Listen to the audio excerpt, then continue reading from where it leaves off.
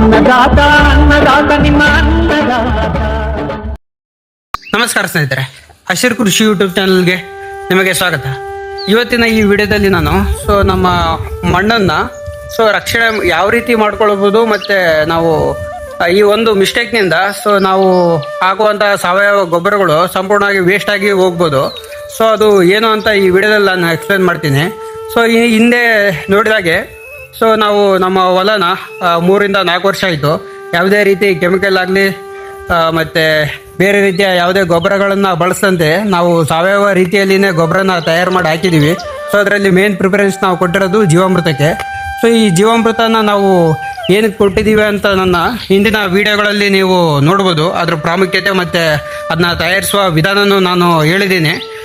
ಅದು main reason ಬಂದ್ಬಿಟ್ಟು ನಮ್ಮ ಭೂಮಿಯಲ್ಲಿರುವ ಜೀವಾಣುಗಳನ್ನು ವೃದ್ಧಿ ಮಾಡೋದಕ್ಕೆ ಮತ್ತು ಅವುಗಳಿಗೆ ಆಹಾರವಾಗಿ ಅವುಗಳ ಸಂತಾನೋತ್ಪತ್ತಿ ಹೆಚ್ಚಾಗಲಿ ಅನ್ನೋ ಕಾರಣಕ್ಕೆ ನಾವು ಜೀವಾಮೃತನ ಕೊಡ್ತಿದ್ವಿ. ಮತ್ತು ಜೀವಾಮೃತದಲ್ಲಿ ಕೂಡ ಕೋಟ್ಯಾನುಕೋಟಿ ಜೀವಾಣುಗಳು ಇರ್ತವೆ ಅಂತ ಹೇಳಿದ್ದೆ. ನಾವು ಈ ಜೀವಾಮೃತನ ಸಗಣಿ, ಗೋಮೂತ್ರ ಹಾಗೂ ದ್ವಿದಳ ಧಾನ್ಯದ ಹಿಟ್ಟು, ಬೆಲ್ಲ ಹಾಗೂ ನಮ್ಮ ಹೊಲದ ಬದಿಯಲ್ಲಿರುವ 2 ಇಡಿ ಮಣ್ಣಿಂದ ನಾವು ತಯಾರು ಮಾಡ್ತಿದ್ವಿ. ಇದರಲ್ಲಿ ಜೀವಾಮೃತದ ಪ್ರಾಮುಖ್ಯತೆ ನೀವು ನೋಡೋದಾದರೆ ನಾವು ಸಗಣಿಯಲ್ಲಿರುವ ಮತ್ತು ಗೋಮೂತ್ರದಲ್ಲಿರುವ ಸಾಕಷ್ಟು ಜೀವಾಣುಗಳನ್ನ ನಮ್ಮ ಹೊಲಕ್ಕೆ ಸೇರಿಸ್ತಾ ಹೋಗ್ತಿದ್ದೀವಿ. ತಿಂಗಳಿಗೆ ಒಂದು 10 kg ಸಗಣಿ ಆದರೆ ಸಾಕು ಈ ಜೀವಾಮೃತ ತಯಾರು ಮಾಡೋಕ್ಕೆ. ನಾವೇನು ಸೇರಿಸ್ತಾ ಹೋಗ್ತಿದ್ದೀವಲ್ಲ ಈ ಮಣ್ಣಿಗೆ, ಅವುಗಳು ಯಾವಾಗಲೂ ಕೆಲಸ ಮಾಡಬೇಕು ಮತ್ತು ಯಾವಾಗಲೂ ಇದೇ ಥರ ಕಾರ್ಯನಿರ್ವಹಿಸ್ತಿರ್ಬೇಕು ಅಂತ ಅನ್ನೋದಾದರೆ ಅವಕ್ಕೆ ನಾವು ಒಂದು ಮನೆಯನ್ನು ಕಟ್ಟಬೇಕಾಗುತ್ತೆ. ಏನಕ್ಕೆ ಈ ಜೀವಾಣುಗಳು ನಮಗೆ ಮುಖ್ಯ ಅನ್ನೋದಾದರೆ ನಮ್ಮ ಹೊಲದಲ್ಲಿ ನಮ್ಮ ಮಣ್ಣಿನಲ್ಲಿ ಸಾಕಷ್ಟು ಪ್ರಮಾಣದ ಪೋಷಕಾಂಶಗಳು ಕಾಂಪ್ಲೆಕ್ಸ್ ರೂಪದಲ್ಲಿರುತ್ತೆ. ಆ ಕಾಂಪ್ಲೆಕ್ಸ್ ಇರೋ ಪೋಷಕಾಂಶನ ಈ ಜೀವಾಮೃತದಲ್ಲಿರುವ ಸಾಕಷ್ಟು ಜೀವಾಣುಗಳು ಏನಿದ್ದಾವೆ, ಅಸಿಟೋಬ್ಯಾಕ್ಟರ್ ಆಗಿರ್ಬೋದು, ಅಜೆಟೋಬ್ಯಾಕ್ಟರ್ ಆಗಿರ್ಬೋದು, ಬೈಜಿರಿಂಕೆ ಆಗಿರ್ಬೋದು, ಈ ಥರ ಮತ್ತು ಇನ್ನು ನೈಟ್ರೋಜನ್ ಫಿಕ್ಸ್ ಮಾಡುವ ರೈಜೋಬಿಯಂ ಬ್ಯಾಕ್ಟೀರಿಯಾಗಳಾಗಿರ್ಬೋದು, ಮತ್ತು ಇನ್ನೂ ಹಲವಾರು ಕೋಟಿ ಬಗೆಯ ಜೀವಾಣುಗಳು ಏನಿದಾವಲ್ಲ, ಅವೆಲ್ಲ ನಮ್ಮ ಮಣ್ಣಿನಲ್ಲಿರುವ ಕಾಂಪ್ಲೆಕ್ಸ್ ರೀತಿಯಲ್ಲಿರುವ ಪೋಷಕಾಂಶನ ವಿಂಗಡಣೆ ಮಾಡಿಬಿಟ್ಟು ನಮ್ಮ ಸಸಿಗಳಿಗೆ ನೇರವಾಗಿ ಇರ್ಕೊಳ್ಳೋಕ್ಕೆ ಸಹಾಯ ಮಾಡುತ್ತೆ. ಜೀವಾಣುಗಳಿಗೆ ನಾವು ಶಾಶ್ವತವಾಗಿ ನಮ್ಮ ಹೊಲದಲ್ಲಿನೇ ಇರಬೇಕು ಅನ್ನೋದಾದರೆ ಅವಕ್ಕೊಂದು ನಾವು ಮನೆಯನ್ನು ಸೃಷ್ಟಿ ಮಾಡಿಕೊಡ್ಬೇಕಾಗತ್ತೆ. ಅದನ್ನ ಯಾವ ರೀತಿ ನಾವು ಸೃಷ್ಟಿ ಮಾಡಿದ್ದೀವಿ ಮತ್ತು ಯಾವ ರೀತಿ ನೀವು ಕೂಡ ಮಾಡಬೇಕು ಅನ್ನೋದನ್ನು ಈ ವಿಡಿಯೋದಲ್ಲಿ ನಾನು ಹೇಳ್ತಾ ಹೋಗ್ತೀನಿ. ಇದು ಮನೆ ಕಟ್ಟಬೇಕು ಅನ್ನೋದು ಒಂದು ಕಲ್ಪನೆ ಅಷ್ಟೇ. ಏನಂದರೆ ನಮ್ಮ ಹೊಲದಲ್ಲಿ ವೇಸ್ಟಾಗಿ ಬೆಳೆಯುವಂಥ ಈ ಕಳೆಗಳು ಏನಿದ್ದಾವೆ, ಈ ಕಳೆಗಳು ನೋಡ್ಬೋದು ನೀವು. ನಾವು ನಮ್ಮ ಹೊಲದಲ್ಲಿ ಯಾವ ರೀತಿ ಬಿಟ್ಕೊಂಡಿದ್ದೀವಿ ಅಂತ. ಅಮೃತ ಬಳ್ಳಿ ಆಗಿರ್ಬೋದು, ಮತ್ತು ಈ ಥರ ಬೇರೆ ಬೇರೆ ನಾನಾ ಥರದ ಬಳ್ಳಿಗಳನ್ನ ನಾವು ನಮ್ಮ ಹೊಲದಲ್ಲಿ ಹಾಗೇನೆ ಬಿಟ್ಕೊಂಡಿದ್ವಿ. ಮತ್ತು ಹುಲ್ಲಾಗಿರ್ಬೋದು, ಗರಿಕೆ ಆಗಿರ್ಬೋದು, ಈ ಕಾಂಗ್ರೆಸ್ ಗಿಡ ಆಗಿರ್ಬೋದು, ಮತ್ತು ಇದೇ ಥರ ಹಲವಾರು ಜಾತಿಯ ಕಳೆಗಳು ಯಾವುದೇ ಇರಲಿ ಇದನ್ನು ನಾವು ಕಿತ್ತಲೇಬಾರ್ದು, ನಮ್ಮ ಹೊಲದಲ್ಲಿನೇ ಹಾಗೇನೆ ಬಿಡಬೇಕು. ಯಾಕಂದರೆ ಅದಕ್ಕೂ ಮುಂಚೆ ನಾನು ನಮ್ಮ ರೈತರು ಈ ಥರ ಬೆಳೆದಿರುವ ಕಳೆಗಳನ್ನ ಕಿತ್ಬಿಟ್ಟು ಬದು ನಂಚಿಗೆ ಹಾಕಿಬಿಡ್ತಾರೆ.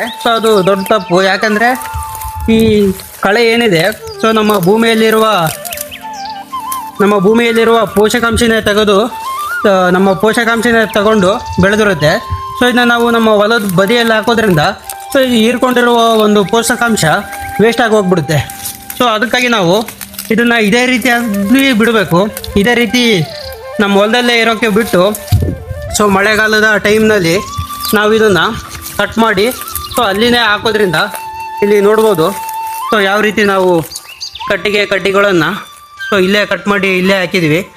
ಇವೆಲ್ಲ ಏನು ಮಾಡುತ್ತೆ ಅಂದರೆ ಈ ಕಾಂಡ ಇಷ್ಟು ದಪ್ಪವಾಗಿ ಬೆಳೆದಕ್ಕೆ ಇದಕ್ಕೆ ಪೊಟ್ಯಾಶ್ ಕಾರಣ ಆಗಿರುತ್ತೆ. ಇದಕ್ಕೆ ಹೆಚ್ಚಿನ ಪ್ರಮಾಣದ ಪೊಟ್ಯಾಶ್ ಸಿಕ್ಕಿರುತ್ತೆ. ಈ ಕಟ್ಟಿಗೆನ ನಾವು ಹೊರಗಡೆ ಹಾಕೋದ್ರಿಂದ ಇಷ್ಟೊಂದು ಪೊಟ್ಯಾಶ್ನ ನಾವು ಹೊರಗಡೆ ಹಾಕಿದಂಗೆ ಆಗುತ್ತೆ. ಅದಕ್ಕಾಗಿ ಇದರಲ್ಲಿರುವ ಒಂದು ಪೊಟ್ಯಾಶ್ನ ಅಂಶ ಏನಿದೆ ಇದನ್ನ ನಾವು ಮತ್ತೆ ಮರು ಪಡಿಬೇಕು ನಮ್ಮ ಭೂಮಿಗೆ ಅನ್ನೋದಾದರೆ ನಾವು ಇದನ್ನು ಇಲ್ಲೇ ಒಣಗಲು ಬಿಡಬೇಕು ಮತ್ತು ಇಲ್ಲೇ ಕೊಳೆಯಲು ಸಹ ಬಿಡಬೇಕು. ಕೊಳೆತು ನಮಗೆ ರಿಟರ್ನು ಪೊಟ್ಯಾಶ್ ಸಿಗುತ್ತೆ. ಇದೇ ರೀತಿ ಸಾಕಷ್ಟು ಪೋಷಕಾಂಶಗಳು ಈ ಒಣ ಕಟ್ಟಿಗೆಗಳಲ್ಲಿರುತ್ತೆ ಮತ್ತು ಕೊಳೆದ ಸಸ್ಯಗಳಲ್ಲಿರುತ್ತೆ. ಹಾಗಾಗಿ ನಾವು ಈ ಕಳೆಗಳನ್ನ ಯಾವುದೇ ಕಾರಣಕ್ಕೂ ಕಟ್ ಮಾಡಿ ಬಿಸಾಕಬಾರ್ದು ಮತ್ತು ಬೇರೆ ಕಡೆನೂ ಹಾಕಬಾರ್ದು. ಸೊ ಇದನ್ನ ಬೆಳೆಯಲು ಬಿಟ್ಟು ಮಳೆಗಾಲದ ಟೈಮ್ನಲ್ಲಿ ನಾವು ಕಟ್ ಮಾಡಿ ಹಾಕಬೇಕು. ಸೊ ಇನ್ನೊಂದು ಬೇಸಿಗೆ ಕಾಲದಲ್ಲಿ ಏನಾಗುತ್ತೆ ಅಂದರೆ, ಸೊ ನಮ್ಮ ಈ ಕಳೆಗಳು ಇರೋದ್ರಿಂದ ಸೊ ನಮ್ಮ ಭೂಮಿಯಲ್ಲಿರುವ ನೀರಿನ ಅಂಶ ಸೊ ಅದೇ ರೀತಿ ಇರೋ ಥರ ಆಗುತ್ತೆ.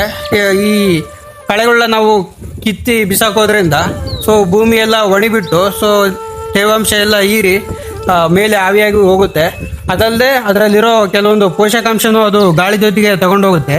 ಸೊ ನಾವು ಈ ಕಳೆಗಳನ್ನ ನಾವು ಇಲ್ಲೇ ಹಾಕೋದ್ರಿಂದ ಸೊ ಅದು ಬೇರಿನಲ್ಲಿ ಹಿಡಿದಿಟ್ಟಿರುತ್ತೆ, ಪೋಷಕಾಂಶಗಳಾಗಿರಲಿ ಮತ್ತು ನೀರಿನ ಅಂಶನಾಗಿರಲಿ. ಸೊ ಅದು ಸಜೀವವಾಗಿ ಆಗಿ ಹಿಡಿದಿರೋದ್ರಿಂದ ಸೊ ನಮ್ಮ ಗಿಡಗಳಿಗೆ ಬೇಕಾದಾಗ ಸೊ ಆ ತೇವಾಂಶನಾಗಿರ್ಬೋದು, ಆ ಪೋಷಕಾಂಶನಾಗಿರ್ಬೋದು ಮರಳಿ ಪಡೆಯುತ್ತೆ. ಸೊ ಹಾಗಾಗಿ ಈ ಕಳೆಗಳು ಬಹಳ ಪ್ರಮುಖವಾಗಿ ಪಾತ್ರ ವಹಿಸುತ್ತೆ ಬೇಸಿಗೆ ಕಾಲದಲ್ಲಿ. ಸೊ ಮಳೆಗಾಲದಲ್ಲಿ ಬೇಕಾದರೆ ನಾವು ಇದನ್ನ ಅರ್ಧ ಕಟ್ ಮಾಡಿ ಹಾಕೋದ್ರಿಂದ ಕಳೆಗಳು ಕೊಳೆತು ಸೊ ಅಲ್ಲೇ ಮಣ್ಣಾಗೋದ್ರಿಂದ ಸೊ ಇಷ್ಟು ದಿನ ತೆಗೆದುಕೊಂಡು ಬೆಳೆದಿರೋ ಪೋಷಕಾಂಶ ನಮಗೆ ಭೂಮಿಗೆ ಮತ್ತೆ ಮರಳಿ ಬಂದಂಗೆ ಆಗುತ್ತೆ. ಸೊ ಅಲ್ಲದೆ ಈ ಕಳೆಗಳು ಏನಿದ್ದಾವೆ ಸೊ ಇವು ನಮಗೆ ಒಂಥರ ಪ್ರೊಟೆಕ್ಷನ್ ಇದ್ದಂಗೆ ನಮ್ಮ ಜೀವಾಣುಗಳಿಗೆ. ಸೊ ಮನೆ ಥರ ಒಂದು ಕೆಲಸ ಮಾಡುತ್ತೆ. ಸೊ ಅವಕ್ಕೆ ಅವುಗಳು ಯಾವಾಗಲೂ ಸಜೀವವಾಗಿರೋದಕ್ಕೆ ಮತ್ತು ಜೀವನ ಕಟ್ಕೊಳ್ಳೋಕ್ಕೆ ಮತ್ತು ನಮ್ಮ ಮಣ್ಣನ್ನು ಹದ ಮಾಡ್ತಾನೇ ಇರುತ್ತೆ. ಸೊ ಹದ ಮಾಡೋದ್ರಿಂದ ಸೊ ನಮ್ಮ ಭೂಮಿ ಯಾವಾಗಲೂ ಫಲವತ್ತಾಗಿರುತ್ತೆ ಮತ್ತು ನಮ್ಮ ಗಿಡಗಳು ಯಾವಾಗಲೂ ಚೆನ್ನಾಗಿರ್ತವೆ. ಸೊ ನಾವು ನಮ್ಮ ಈ ಕಳೆಗಳನ್ನ ಸೊ ನಾವು ಹೆಚ್ಚಿನ ಪ್ರಮಾಣದಲ್ಲಿ ಬೆಳೆಸಬೇಕು ಮತ್ತು ಇದನ್ನ ಯಾವಾಗ ಕಟ್ ಮಾಡಬೇಕು ಅನ್ನೋದನ್ನು ಸಹ ನಾವು ತಿಳ್ಕೊಂಡಿರಬೇಕು. ನಂತರ ಈ ಕಳೆಗಳು ಸಾಮಾನ್ಯವಾಗಿ ಬೆಳೆಯಲ್ಲ. ಸೊ ಇದು ಭೂಮಿನೇ ಬೆಳೆಸ್ಕೊಳುತ್ತೆ. ನಾವು ಈಗ ಎಷ್ಟೇ ಕಸಗಳಾಗಿರ್ಬೋದು, ಈ ಥರ ಎಷ್ಟೇ ಕಳೆಗಳನ್ನ ಫುಲ್ ಕಂಪ್ಲೀಟಾಗಿ ನಾವು ಕ್ಲೀನ್ ಮಾಡಿದ್ರು ಒಂದು ಮಳೆ ಸಾಕು ಮತ್ತು ಅವು ಚಿಗುರೊಡೆಯಲು. ಸೊ ನಮ್ಮ ಭೂಮಿ ಏನು ಬಯಸುತ್ತೆ ಅಂದರೆ ಸೊ ನನ್ನ ಚರ್ಮ ಯಾವಾಗಲೂ ಈ ಥರ ಹಸಿರಾಗಿರಬೇಕು ಅಂತ ಬಯಸುತ್ತೆ. ಸೊ ಹಾಗಾಗಿ ಈ ಕಳೆಗಳನ್ನ ಬೆಳೆಸ್ಕೊಳ್ಳುತ್ತೆ. ನೋಡ್ಬೋದು ನಾವು ಎಷ್ಟೇ ರೀತಿ ವರ್ಷ ಪ್ರತಿ ವರ್ಷವೂ ನಾವು ಕಳೆಗಳನ್ನ ಕಿತ್ತಾ ಹೋಗ್ತೀವಿ, ಆದರೂ ಅದು ಭೂಮಿ ಬೆಳೆಸ್ತಾ ಹೋಗುತ್ತೆ. ಸೊ ನಮ್ಮ ಭೂಮಿಯ ಸಾರ ಏನು ಅಂದರೆ ಸೊ ಅದರ ಬಯಕೆ ಏನು ಅಂದರೆ ಸೊ ಈ ಭೂಮಿಯಲ್ಲಿ ಎಲ್ಲ ಹಚ್ಚ ಹಸಿರಾಗಿದ್ದಾಗ ಸೊ ನಾನು ಕೂಡ ತೇವಾಂಶ ಭರಿತವಾಗಿರ್ತೀನಿ ಮತ್ತು ಖುಷಿಯಾಗೂ ಇರ್ತೀನಿ. ಸೊ ಇದರಿಂದ ನಮ್ಮ ಸಸಿಗಳಿಗೂ ಕೂಡ ಹೆಚ್ಚಿನ ಪ್ರಮಾಣದ ಒಳ್ಳೆಯದೇ ಆಗುತ್ತೆ. ಸೊ ಹಾಗಾಗಿ ನಾವು ಈ ಕಳೆಗಳನ್ನ ಯಾವತ್ತೂ ಸಂಪೂರ್ಣವಾಗಿ ಕಿತ್ತಬಾರ್ದು. ಸೊ ಈ ರೀತಿ ನಾವು ಕಳೆಗಳಿಂದ ನಮ್ಮ ಸಾವಯವ ಕೃಷಿಯಲ್ಲಿ ಒಂದೊಳ್ಳೆ ಮನೆಗಳನ್ನ ಕಟ್ಕೊಡ್ಬೋದು ಈ ಜೀವಾಣುಗಳಿಗೆ. ಸೊ ಹಾಗಾಗಿ ನಮ್ಮ ಹೊಲ ಯಾವಾಗಲೂ ಈ ಥರ ಕಳೆಯಾಗಿ ಇರುತ್ತೆ. ಮತ್ತು ಇದೇ ರೀತಿ ಹೆಚ್ಚಿನ ವಿಡಿಯೋಗಳಿಗೆ ನನ್ನ ಚಾನಲ್ನ ಸಬ್ಸ್ಕ್ರೈಬ್ ಮಾಡಿ ಮತ್ತು ಲೈಕ್ ಶೇರ್ ಮಾಡಿ ನಿಮ್ಮ ಫ್ರೆಂಡ್ಸ್ಗಳಿಗೂ, ಮತ್ತು ನೀವು ಕೂಡ ಈ ಥರ ನೈಸರ್ಗಿಕವಾಗಿ ಕೃಷಿ ಮಾಡಿ ಅಂತ ಹೇಳ್ತಾ ಸೊ ನನ್ನ ಈ ವಿಡಿಯೋನ ಇಲ್ಲೇ ಕೊನೆ ಮಾಡ್ತಿದ್ದೀನಿ.